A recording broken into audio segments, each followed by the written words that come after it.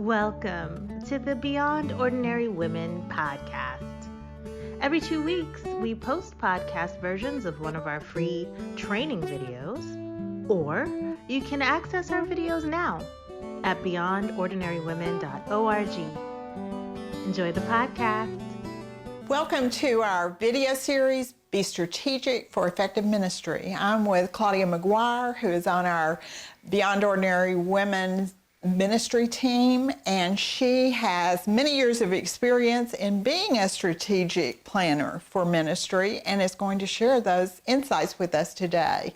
So welcome, and you can read more about Claudia on our website. Her bio is there. But thank you, Claudia, for being with us today. My pleasure. As I thought about it, it occurred to me that maybe we should just start with who should be watching this, because there probably are people out there who wonder, is this something for me, or is this only for someone who leads a ministry in a church or a nonprofit or something like that? Right. Yeah. I think people hear those words and they kind of go, oh my goodness, I could never do that.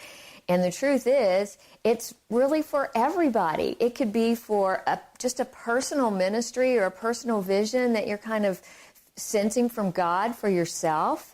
Maybe someplace that He's inviting you to get involved this year and you're just not sure about that or how you would go about doing that. It's for everybody, I think, that's in a ministry, currently in a ministry in a church, someone who is dreaming about starting a ministry within a church or a nonprofit organization, or I think it's for everybody. And I think if people just hang in there, you'll begin to see how this fits in really nicely with whatever God might be placing on your heart, wherever you might be at this time in your life. So tell me what the purpose is for doing strategic planning. What do you hope to achieve in the end by doing that? Well, when I think about strategic planning is really just coming up with developing a purpose for ministry and then designing a pathway to get there. That's really what it is. And you do it because it's better to have a pathway to run on than no pathway. It's better to have plans than no plans. And when I look in the Bible, I see that God is a God of purpose and organization. And when He was making creation, there wasn't just this big bang and crocodiles and butterflies started appearing.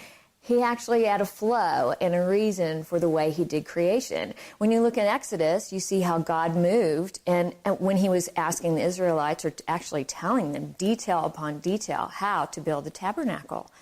He was like, this is the kind of wood you use, and these are the parts you cover with gold, and these are the parts that you carve out, and this is the kind of skins you use to cover the tabernacle. He was very detailed, even appointing and choosing people to work on certain aspects of the tabernacle.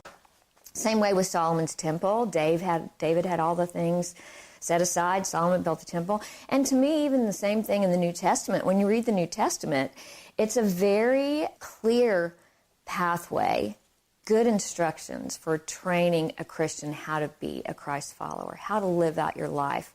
And God doesn't just throw us out there and go figure it out. This is very much a process that you do under the direction of God, with lots of prayer, and asking Him to give you the vision and to guide you towards His plans for your ministry or for your life or for your organization.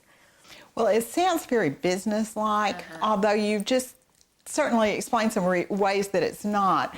But why would you say that we would want to adopt some ideas that may have come from the business sphere into the church? Right. And there are a lot of business books on this, but Bill Eason and Patrick Lencioni, people like that are very involved in the church, have written books about this also. And on the other hand, I think that church and ministry and Christian organizations are serious business.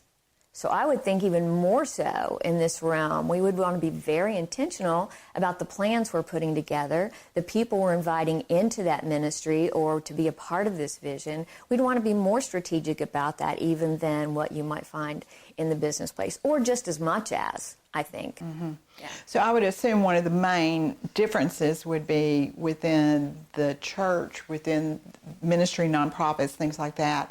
Prayer would be the basis and be the foundation of everything that you do, whereas in business, might be profit. Exactly. Yeah, this is not for profit, although we are about growing the kingdom. We are about having fruitful ministries. We don't want to do ministry and never see any growth or anyone coming to Christ or any difference being made. There's a purpose for our ministry too. So where do you start? Where do you begin? This particular video, we were going to talk about preparation. How do you get ready to plan strategically? Where do you begin that? Prayer is important. Communicating your vision, communicating to your pastor, to your supervisor, to your board of directors, evaluating what's currently going on. How are those ministries working? Are they working well? Are they not? Where are the gaps?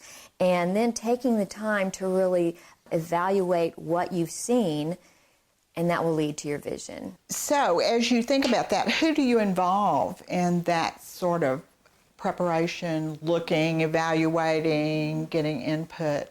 Well, I do think that if you are on staff at a church, that you would talk to your pastor or whoever supervises your area of ministry and say, hey, this is what I'm thinking about doing. I want to spend the next few weeks really looking at ministries and evaluating what's going on. And I want to be really strategic, much more purposeful as we go into this next season of ministry about what we're doing. I want to be more in line with where the church is, and I want to help further the purposes and the mission of this church. And I'm going to be meeting with some people that are already a part of this women's ministry or this missions ministry or whatever ministry it is. And I just wanted to know if you would have any input on that. So that's one person. If you have a team already in place, if you have a Bible study teacher or a mom's director or a missions person that's already a part of your specific ministry, then invite them too into this process. Get their feedback. Get what, maybe God's been putting something on their heart. So it's always great to work with a team and not just be in this alone, although you might have to start that way. You'll eventually begin to build a team around your vision and around the ministry that God's put on your heart. So one of the ways to make it strategic is to make sure you're aligned with what the church does anyway. Definitely. Do you think that's an area that many people could sort of fall down in and go off on their own ideas instead of trying to figure out what the church is trying to do and how their ministry helps? Yes, I think sometimes, especially in a women's ministry or mission, those kind of things, we see ourselves separate. Like we have to create all these different things or new things, when the truth is, how can you just figure out what already is going on and how can you come alongside that? And then in our next session, we're going to talk about how to even integrate different aspects of ministry into, what you're trying to do, so that you're not just out there doing this completely separate thing and you're not connecting into the church. Well, thank you, Claudia, for these insights. I know you could have given us much more detail about some of these areas, like evaluation, and I know we have some videos on vision with Debbie Stewart that we can use, but evaluation, input, how to align with the vision of the church and things like that. And so how can they get more information about specifically these things that you've mentioned in preparing?